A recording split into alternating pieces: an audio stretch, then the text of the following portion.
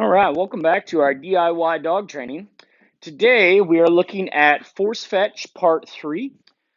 Today, talking about timing is only about, I think, maybe 3 days since I did the last video in here where we introduced the stick.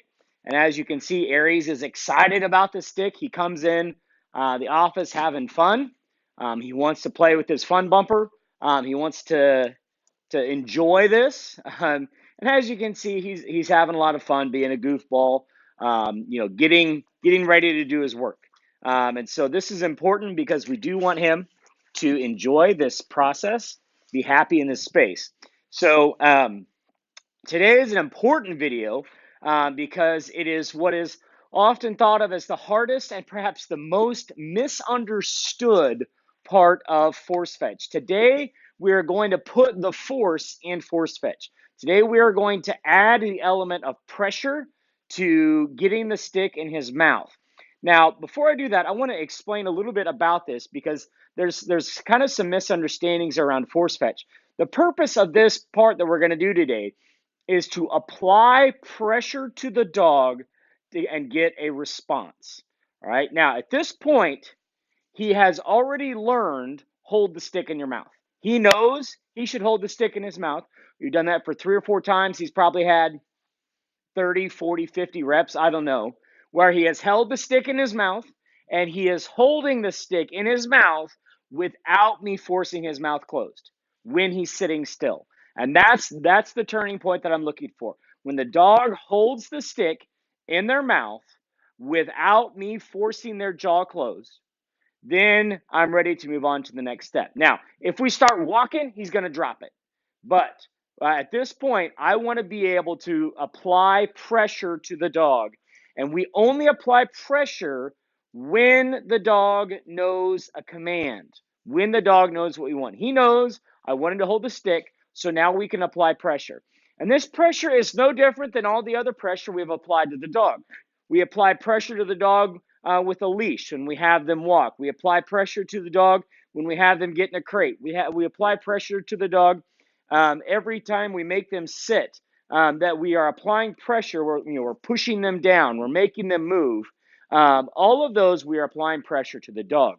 Force fetch should be the same thought process. We are applying pressure to get a response. We are not trying to hurt the dog. We are not trying to punish the dog. We are not trying to make this a negative event. We are trying to use pressure to communicate with the dog exactly the same as we would with a leash or with an e-collar or any other device. It's just today we're going to be doing it with our hand. Now, I've done a couple of warm-up reps here, and I'm going to go ahead and bring the camera in so we can get started on this and try to make this video shorter than some of the last ones. I noticed my last couple of videos on this were horribly long, but I'm trying to be thorough and give you guys something to go off of, okay? Now, today we're going to get Aries on the mat like we've been doing here, right? And of course, he's excited about working, and he's kind of getting all over me. That's okay. I'm not going to be real picky with him. I am cutting him some slack, and letting him, have a little bit of, fun. But there is going to be today, there's going to be some pressure, and you're going to see him change. I would be willing to bet good money you're going to see this goofy, wiggly position change as soon as I start applying pressure to the dog. Okay. Now, first off, remember that what we did last time, I got the dog into the heel position, heel, sit, sit. And we are going to take the stick. I'm taking my left hand is on his collar. I'm holding his flat collar. I'm going to take my right thumb, put it between his teeth to pull his mouth open and get the stick in there. All right. Now, we want to have just like little taps, little pushing on the bottom of his mouth to help secure this. So right now, nothing is touching his mouth. Good boy. Good. And you can see I'm even getting a little tail wag there. Good. When I tell him he's a good boy. Good. Right? So right there we have nothing on. And he's starting to slip here a little bit. And that's okay. We're shaping this. Good. Give. So you can see over the course of a couple of days, this has made some progress.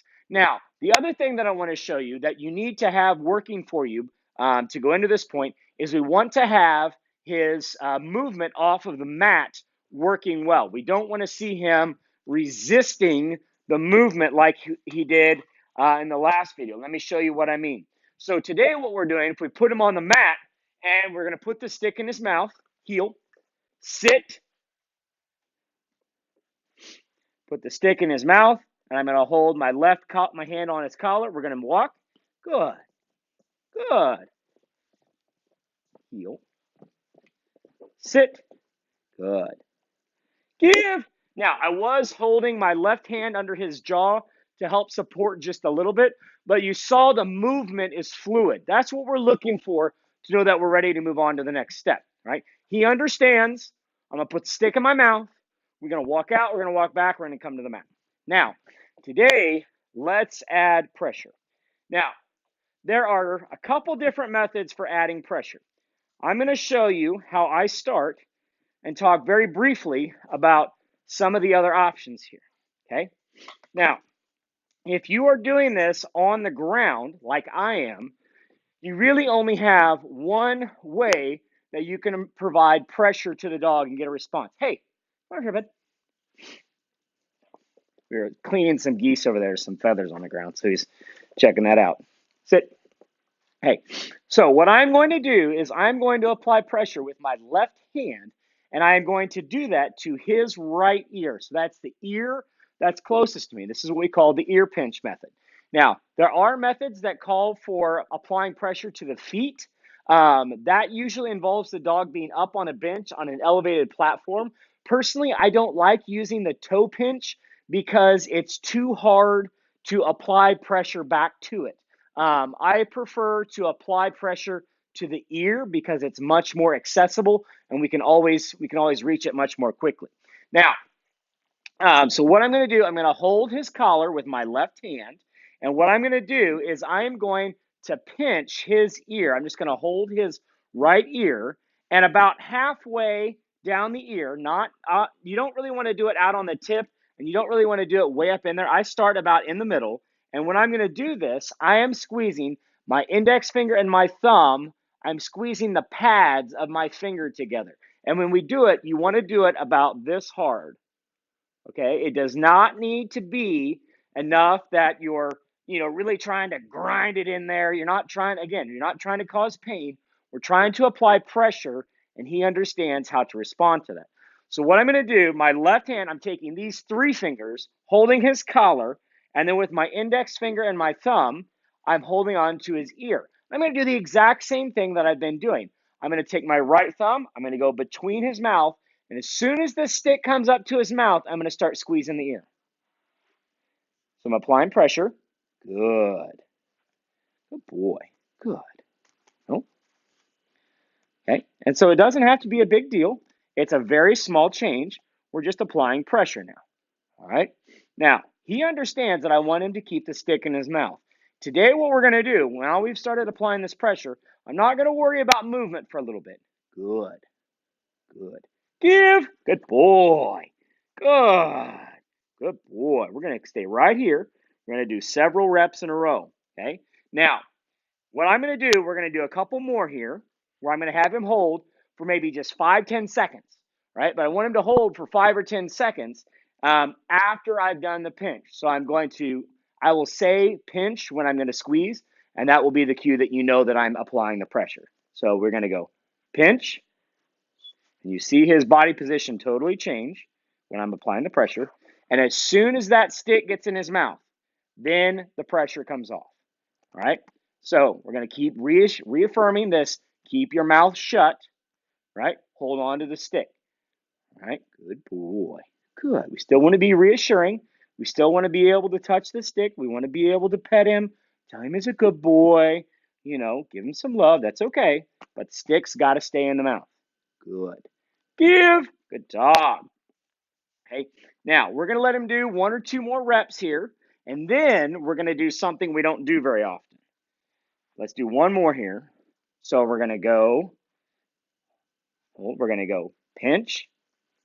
You can see him wiggle. He's trying to get out of it. That's okay. Good. Good. Good. Totally hands off. Good boy. Good. That's what we want to see. Good. Good. Keep that head up. Head stays up. Good. Give. Good dog. Okay, now what we're going to do is I'm going to give him an opportunity to fail, to make a mistake. We don't do this a lot in dog training, but there are times where we want to let him have an opportunity to fail so we can teach him the concept of a correction, right? What I mean by this is I'm going to put the stick in his mouth, applying light pressure, and I'm going to let it sit there. And if he drops it, then I am going to reapply the pressure. And when I reapply the pressure, it will be more firm and it needs to come on immediately. That's the key to making this pressure work. We want the pressure to come on and off immediately. When the stick is in his mouth, the pressure must be off. And when he needs to get the stick in his mouth, the pressure needs to be on. So that quick on and off of the pressure is the critical part for making this work. Okay, sit. All right, pinch.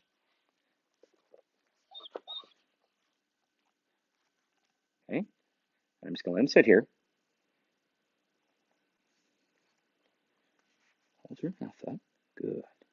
And if he drops, he's going to get squeezed harder. Good. Good boy. Good. Good dog. You can see how he's fiddling less after we've been applying this ear pressure. So he's doing really great here. Good boy. Good. I am still holding his collar with my left index finger is holding the collar, and my finger is holding his ear, but we're not squeezing. There he's kind of getting a little loose, but that's okay. We're just going to sit here. Good boy. Good. So this is really good. This is excellent. We want to see the dog hold on their own with no, we don't want to have to constantly be lifting their jaw up. Good boy. Okay, good. Good. Very good.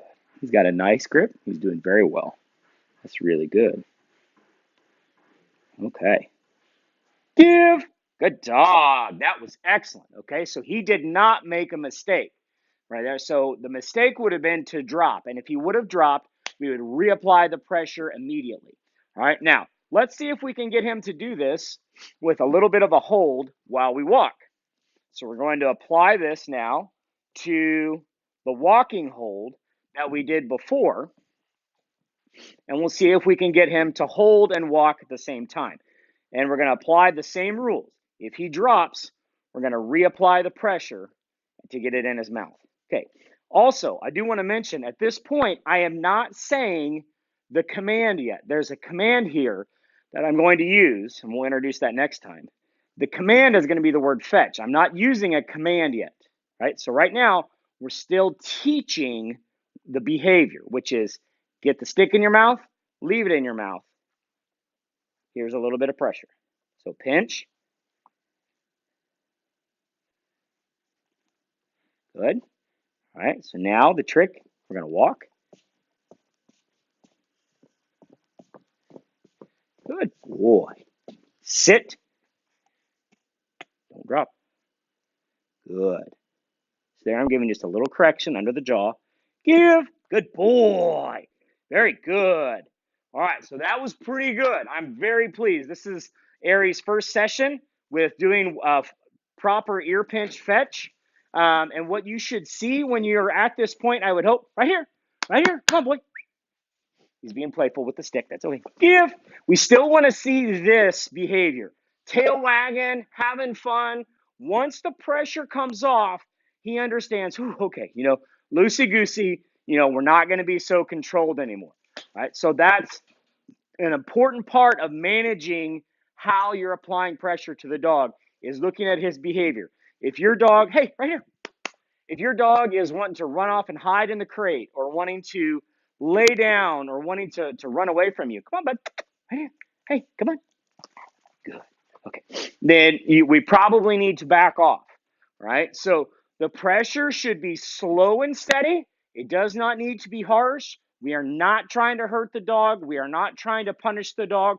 We're trying to use pressure to teach the command of put the object in your mouth. So Good luck with yours. Thanks for watching.